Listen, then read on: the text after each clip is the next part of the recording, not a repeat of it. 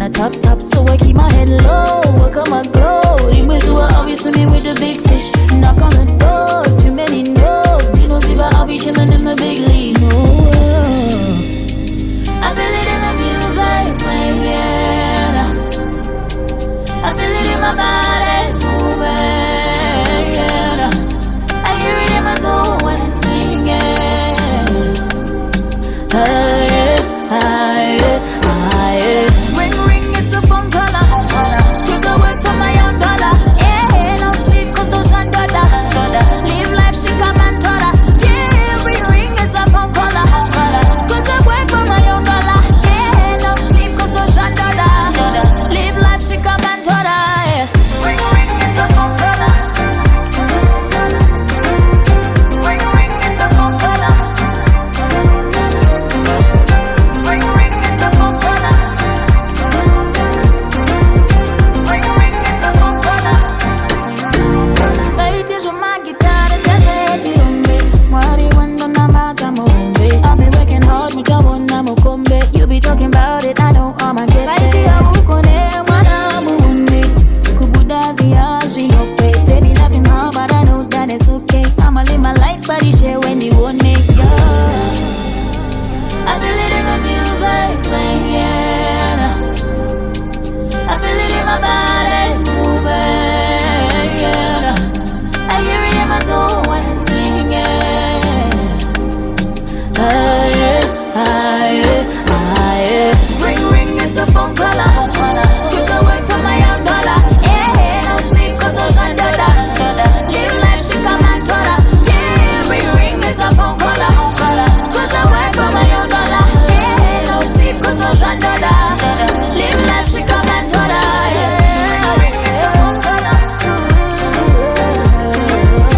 Ring, ring, it's a phone caller. Ring, ring, it's a phone caller. Ring, ring, it's a phone caller.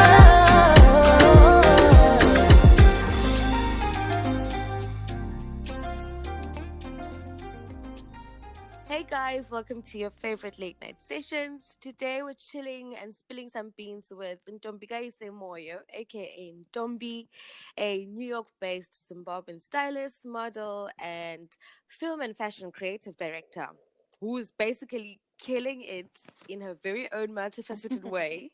Ntombi, welcome. Hi, is the pronunciation correctly for me? Thank you. You know, we have to do it right. We have to Yes, do it right. I'm so used to hearing all types of versions, so this is nice. Trust me, I understand. I relate. I also have a complicated name and I'm tired of people butchering it. So Is it? I had to I do right by know. you. What can we do, honestly? It's a lot. It's a lot.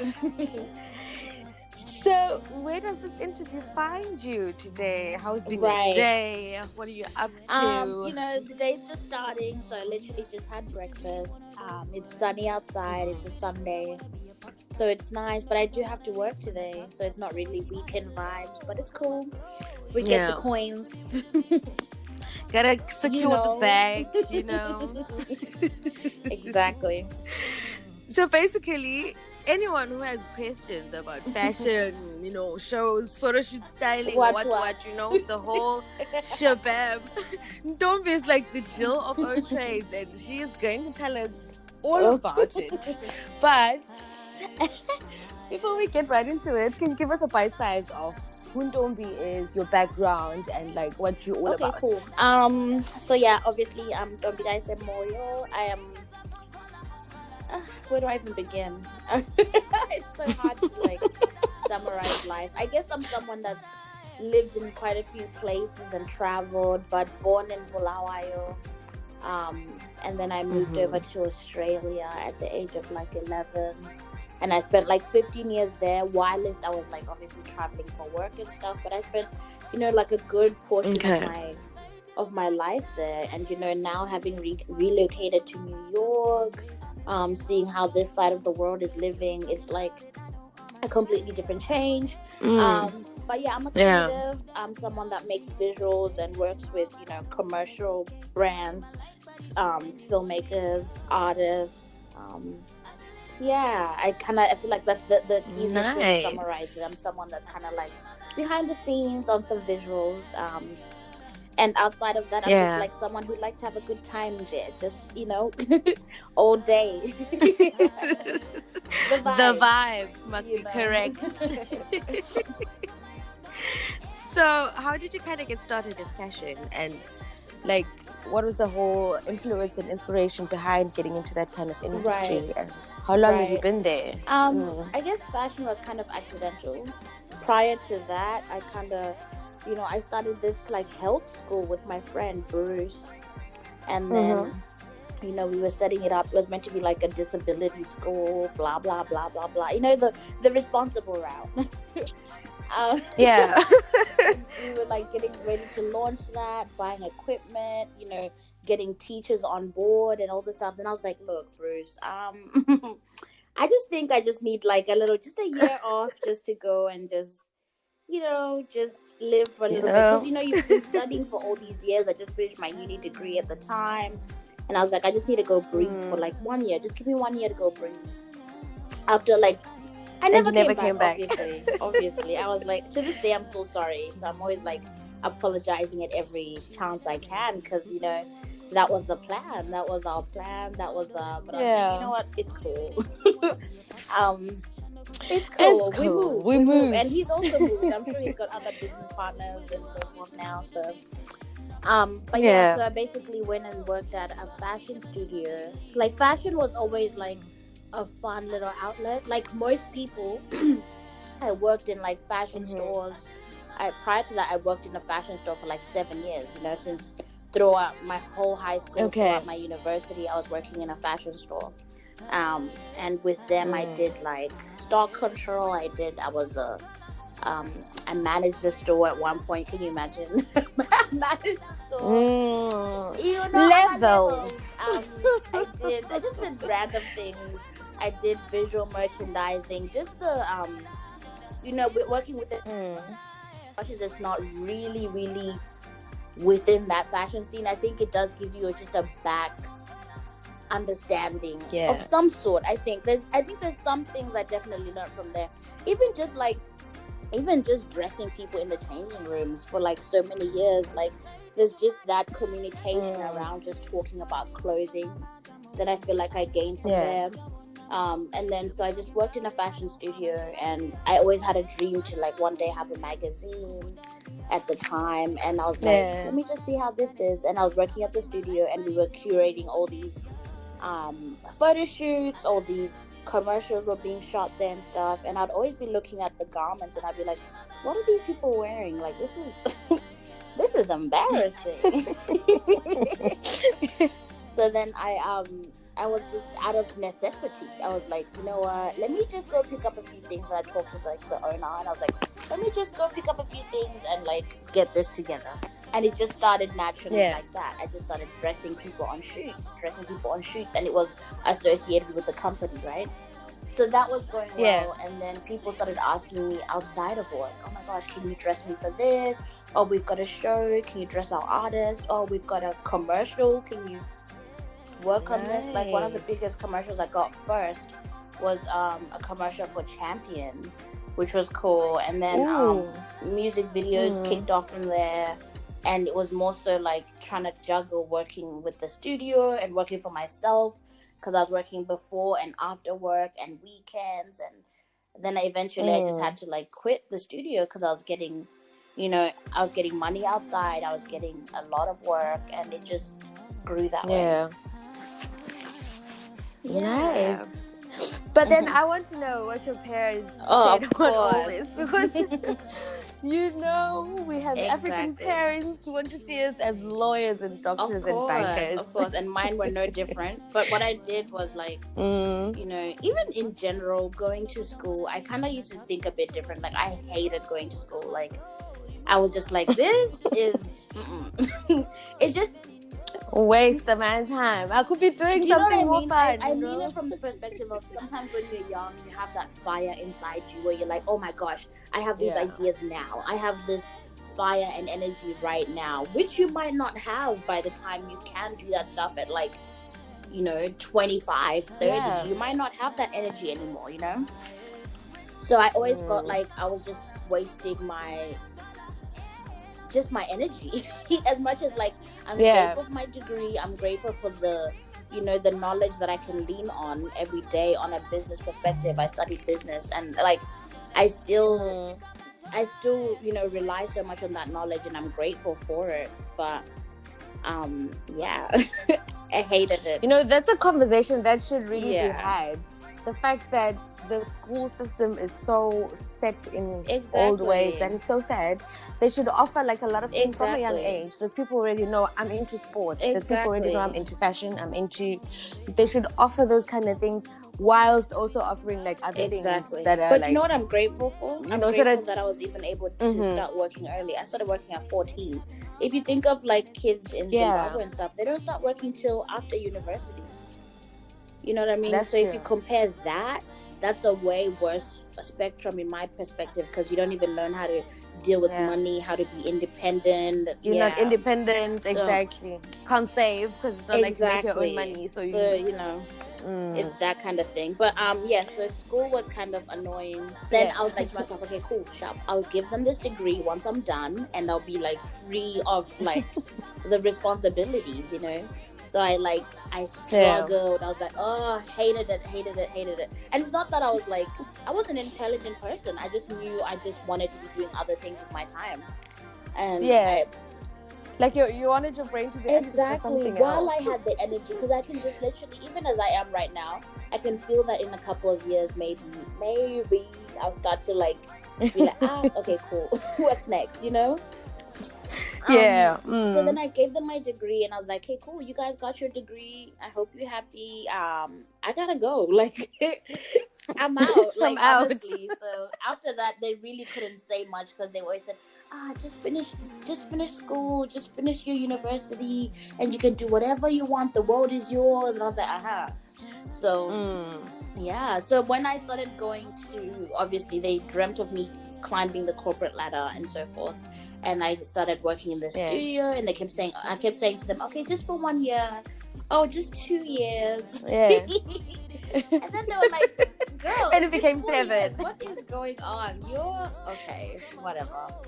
And they just had to accept it. For so long, they didn't even know how to describe what I do. My mom, people would be like, oh my gosh, we saw your daughter on TV, we saw blah blah blah, and she'd be like, yeah, she does art. And they'd be like, wait, what? What do you mean? Exactly. No, exactly. I mean what I said. And then all these people would come to my parents and be like, oh, your daughter's doing all this, and they're so used to just being like, hey, come back and do this. So it's slowly, I think, the approval of outside is what really turned them to being on board. You know what I mean? Okay. Yeah, because they really weren't listening to me. It's other people saying to them, oh, we see what your daughter's doing, blah blah blah. So how would you describe your own personal style in 2 words? Dramatic, moody, because it really depends on my mood, and bougie, often bougie. You're right. That is so true. We like a little luxury touch once in a while. And what's the biggest misconception that people have about your field and your job? I know you just touched on it with your parents, where they kind of didn't know how to describe what you do. But what's one other big misconception that everyone has about what you do? I think people think styling is like this glamorous life, right? They think you just waltz into these showrooms and you just picking out garments, and there's actually so much until you're at a point where you just have a gazillion assistants. Now I have assistants that I work with, but there was many years that I worked by myself, right? And I would literally be lugging all these garments, heavy things, almost straining my back, carrying all these garments, back and forth from shoots, and the lifting of all these things. People don't think about that. They just think, okay, cool, these garments all magically are up here in this room, You know what I'm appears and you saying? just Like pick some fittings, you have a room full of racks and clothes and shoes and stuff. All that stuff has to be transported there, and it has to be transported back, and it has to be transported to wherever you're shooting and returned to showrooms or designers. And there's that kind of aspect to it. Obviously, commercial work and all these other jobs, you just have, you have assistants build towards the whole job and project. But as a younger stylist at the time, I remember really having so much like hard work, like physical hard work, man. Like it gets better with time, obviously. like manpower. It gets better with time as you get help. But I will never forget those years of just like, whoo, I'm suffering. Yeah. Whoa. Okay, but then at least now you're in a better space, and you still have to put happy. in some work sometimes, though. Because sometimes it's literally just faster to do things yourself. Some jobs, especially if you're shooting internationally, you might not have access to like your usual assistants and stuff overseas. So there are times when you have to put in work, and that's that. So being in the fashion industry, I mean, you've been super, super successful in all your different facets. I must say, congratulations first. We see you, girl. Doing it for all of us, though. You know what I mean? We're all doing it for each other. So, yeah, true. And I mean, you have like such a huge following, and you have styled and worked with some very big names in the entertainment industry. I mean, just to mention a few, Jungle Pussy, Sampa, and it's a whole catalog. What do you think it is about you and your style and your personality that attracts all these people to say, okay, we want to work with you? Not even just about your talent, but about you. I think it's also that I'm like a mix between a hardworking person and a person that's like super carefree.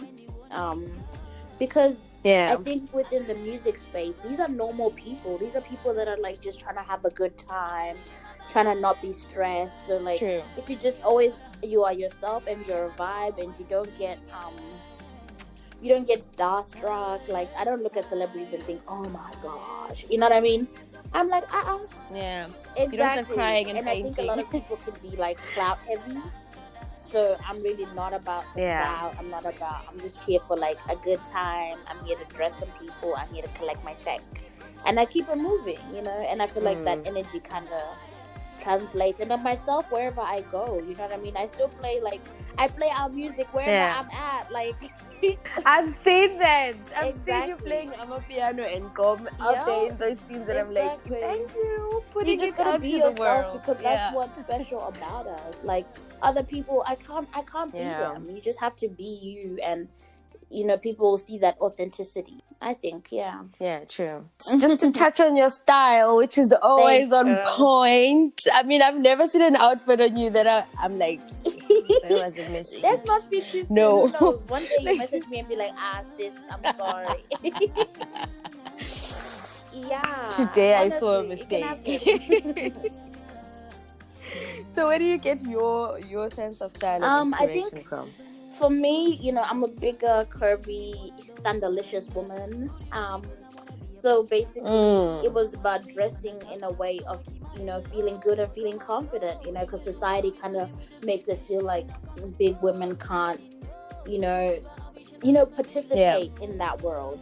It makes us feel like we don't have access to things. So I was always just trying to like, no, I'm big, but I'm still gonna like dress however the hell I feel good and look good, and I'm gonna find those things curated for my body. So it was more so just like really striving to not be taken out of that narrative just because I'm a bigger girl. So I would hunt down things that made me feel good and look good.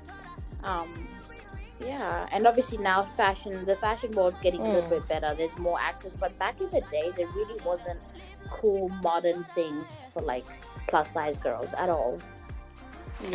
That's true. So what are some tips that you can give women with curves on making a name for themselves, and like just what they can expect when diving into an industry? Well, I think like yours? now that because we're in the internet like day and age, it's just everyone has access now. Anyone, anywhere. So just literally, I feel like taking photos of yourself, putting yourself in the internet space, just taking up space in that regard, looking good, making cool content, making cool videos and so forth. People will see you. People will support that, if it's good. Just make good quality stuff, and you can you could be in one part of the world where no one is anywhere near you, but you can have access to so many people, and they will find you. Like, for my story, like with how I'm kind of working a lot in the States right now, a director found me while I was in Australia, and she was following me for like a really long time, and I had no idea. She was following me for a long time, and I came to New York for a holiday, and she was like, "Oh my gosh, you're in New York. Oh my gosh, what are you doing tomorrow?" And I was like, "Excuse me, hi, who is this?" And I didn't even realize.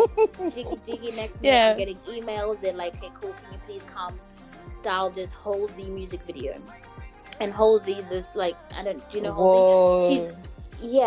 And then boom, I know Halsey. The next day I was in LA dressing Halsey. Just like that. And that's all from a director watching me online. That. And I had no idea. I would really just be in Australia mucking around, playing around, and just living my life. But people are always watching. Yeah. That is so true. Okay, going back to your talent itself. Late last year, you worked with Megan. Yes. Megan as the stallion on her video for Body. So, paint a picture for us. How was that experience? It was How wild. did it all come together? It was wild. We shot that whole video in one day. One really, really, really, really, really long day. Exactly. Long. With a lot of people. I styled 30 outfits for the video. Whoa. So it was just insane. And I had, I think, 2 days to prepare for it. So it was just like a whirlwind, honestly, but it was so much fun. Like, it was just like, Meg just wants to have a good time. All the artists that were there just wanted to, like, they were drinking, they were partying in the back. It was just like a big party, even though we're working. They're just trying to have like a good time, but that energy transcends to everyone. So besides being super exhausted, it was just like an incredible experience. It was so much fun. It was so much fun. And this amazing producer, Whitney, really like looked out for me on that, because she was like, "Oh my gosh, come, like, you need to come for this job, blah blah blah blah blah," and she just made it all happen. So that was fun. Hey, you're living the life. Ups and downs, though. Ups and downs. You are your ancestors' wildest dreams. Best believe y'all don't see me on social media when it's a down day. So best believe there's down days too, but a lot of ups, which I'm grateful for. But there's also down days too. Yeah. So you also do some giving back to your community back home. Yeah. So do you want to tell us a bit about your initiative, how you came up with it, and what it's all about, so and how we can the support last thing that's happened back home was when there was the water crisis, and it was more so like all these places just had no access to clean water. And I have, my sister's back there right now, and she was just telling me just how bad it was. She was feeling it herself, and it's like you're really just watching our communities just like really struggling and no one stepping in. I heard of all these ladies in the UK that were like fundraising and putting money together to go build some boreholes, and I was like, okay, cool, bet. So initially I was meant to like sort of raise money and sort of contribute with them, but their system seemed a little bit more complicated, and I was like, okay, cool, I can just raise this money and send it off and like oversee to at least 2 being built.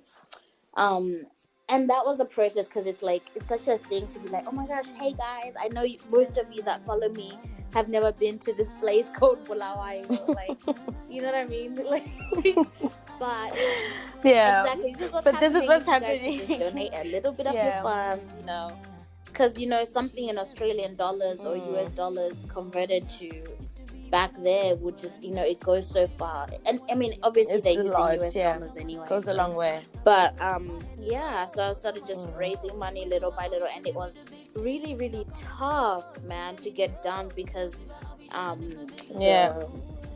the people, obviously the people that were building, you can imagine just building something back home. even just the digging process was just, it was so Takes time consuming, and so inefficient, so frustrating. Constantly just calling, constantly, hey, what's the update? These people have la la. Like, it was just, oh my goodness. Yeah. They didn't come today. And I was always getting like my sister to go check and just be like, see that there's progress. They took a long break with COVID. They took like just so much nonsense but that's just the reality of life there, right? So basically now I'm like waiting to be able to travel back there. I'm hoping to go there in September, and then I can do like a video showing people of like all the good that's been done, and like the access to where the boreholes are, and to like it's being overseen by this pastor there, who's like taking care of it and making sure that communities have access. So I can't wait to go there and like see it for myself, and have like a bigger, larger thank you, because COVID kind of interrupted, then I couldn't really go back at the time.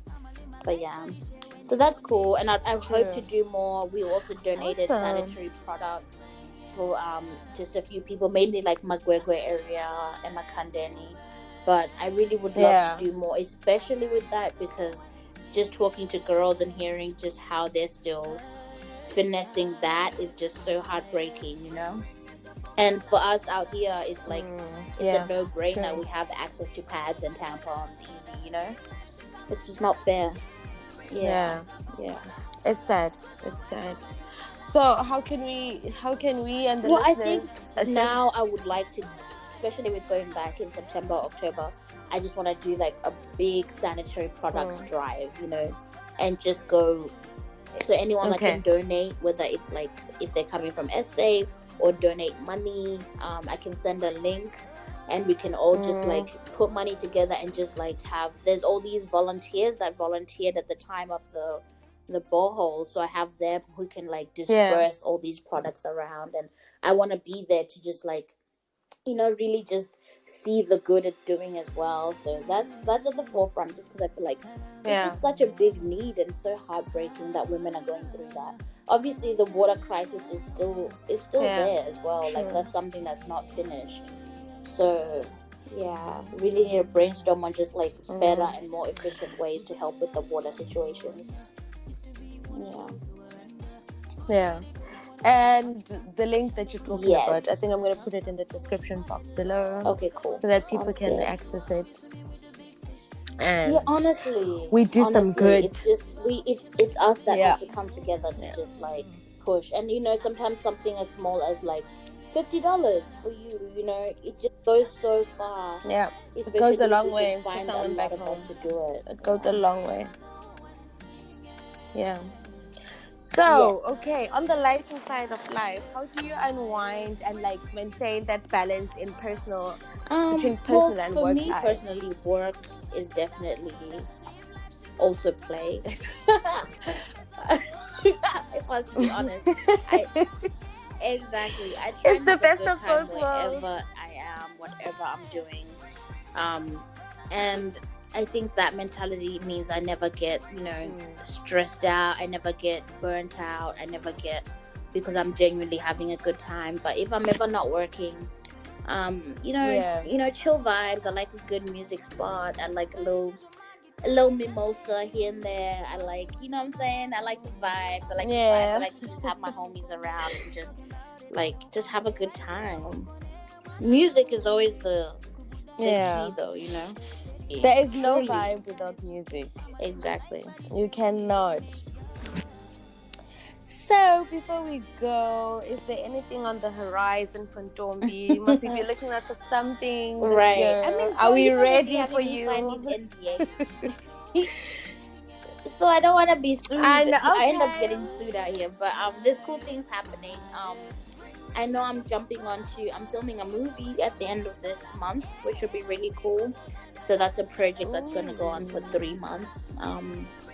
So like movies are cool. They just go on for so long, and it means you're just in one world for so long. Whereas I'm used to like, commercials, music videos, and, even TV shows where it's like, where you can do many things at the same all time. Over the place, I'm really going to be stuck in this whole one world for like a little while. But I'm excited. It's going to be beautiful. And then there's other things, just just here and there. Watch the space. We're watching the Also space. taking some time because I've also just We're watching the space. I'm also taking a little mini break, but yeah, I'll come back harder. It's necessary. People must rest. People must rest. Exactly. But this was so much fun. Yeah. I'm so honored to be on this. It's a pleasure. And before you go, do you have any advice for upcoming fashion stylists, for like aspiring creatives and models? Just give them some famous last words to take with them. You're so funny. I would basically be like, do the work. You know what I mean? A lot of people kind of feel like, oh my gosh, I'm gonna get discovered, like just like that, whatever. Do the work, bro. Like, do the work all day. It's like, not y'all a movie. Just watch too many Disney movies. Like, you do have the to work for it. Like, before anyone can approach you, there needs to be a body of work that they can be amazed by when they find you, right? It's not up to them to build this for you. There's so many people that have, like, especially models that just like naturally just stunning, but like be going on shoots, be putting together TFP photo shoots for yourself, and like do amazing work before anyone else can even help you, so that they see what's already being made. Stylists be creating shoots, models be creating shoots with designers, and people sometimes have that mentality of, oh, I can't do that because I'm not getting paid for it, and that's where they get the wrong idea. Like, exposure is necessary at some point. Australia was so much easier. It's even harder watching how things are in America, because there's so many stylists here that have assisted for like 8 years. You know what I mean? Like, they put in so much time, and they have they know that that's what it takes. They just they do the work. They don't complain. They're not prideful about it. I didn't have the same route. I just jumped straight into it. But there's other people that really just be working for so little for so long because they love the craft and they're learning and gaining the expertise. But just do the work. I mean, nothing good ever comes easy anyway, so yay. Ntombi, thank you so much. This has been awesome. Thank you so much. You too. I wish you all the best on all your future endeavors. Yes, we'll be and watching keep killing it. I'm gonna listen to Thank you so much. It sounds really dope. Thank you so much. You too. Stay blessed. Stay beautiful. Bye. Thank you so much, guys, for tuning in to that lovely catch-up that we just had with Ntombi. The track at the beginning is Phone Caller by Tammy, and I'm leaving you guys with Lovers and Best Friends by Disciples of House featuring Azana. Do check out the link in the description if you want to get involved in Ntombi's initiative and donate some money or get involved in any other way. Otherwise, thank you so much from your being with the biggest love.